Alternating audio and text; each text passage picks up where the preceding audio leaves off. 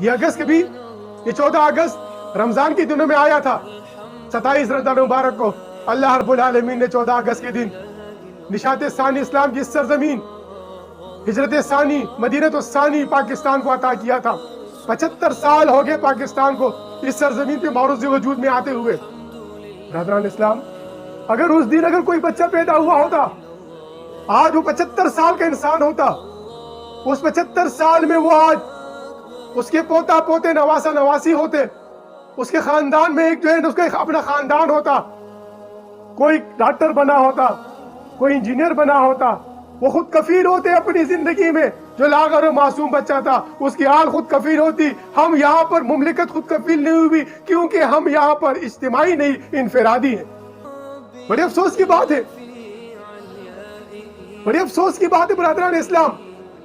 تقسیم پاکستان کے ساتھ، تقسیم ہندوستان کے ساتھ ہی ہم جو نظریہ پاکستان دو قومی نظریہ لے کر اس مملکت کی تشکیل ہوئی، ہندوستان سے بے درد و بے سامان وہاں سے مسلمان نکلے.